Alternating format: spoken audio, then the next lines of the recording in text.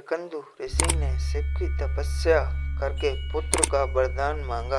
शिव प्रकट हुए और पूछने लगे, तुम अधिक आयु वाला साधारण पुत्र चाहते हो अथवा मात्र 16 वर्ष की आयु वाला बुद्धिमान और तेजस्वी पुत्र चाहते हो?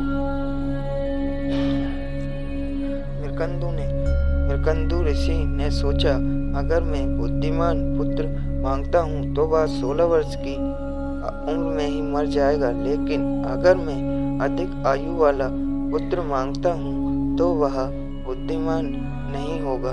उन्होंने बुद्धिमान पुत्र मांग लिया। कुछ ही दिनों में उनकी पत्नी ने एक पुत्र को जन्म दिया, जिसका नाम उन्होंने मार्कंडेय रखा। वह बहुत सुंदर, बुद्धिमान, दयालु और सभी गुणों से परिपूर्ण था। जब मार्कंडेय 16 वर्ष का होने वाला था तो उसके माता पिता ने उसकी मृत्यु की बात बता दी। मार्कंडेय कहने लगा, मैं नहीं मरूंगा, मैं शिव की पूजा करूंगा।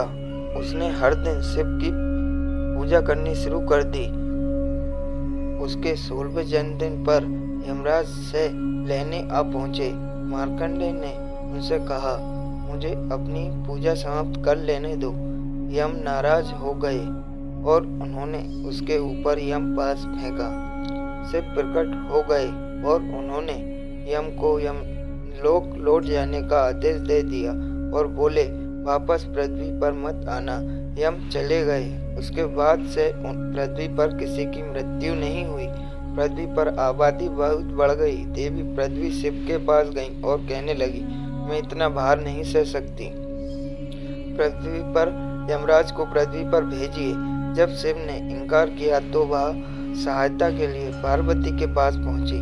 पार्वती ने भी शिव से अनुरोध किया तो शिव बोले, यमराज मेरे भक्तों का अपमान किया था। पार्वती ने कहा, किंतु आपने ही तो कहा था कि मार्कंडेय 16 वर्ष से अधिक नहीं जिएगा। यमराज उसे लेने गए थे। शिव निरुत्तर हो गए। इस पर पार्वती बोली, शायद आपका आशय होगा कि मार्कंडेय सदैव 16 वर्ष का रहेगा। इसी बात को यमराज समझ नहीं पाए होंगे। शिव तुरंत प्रसन्न होकर बोले, बिल्कुल यही बात थी।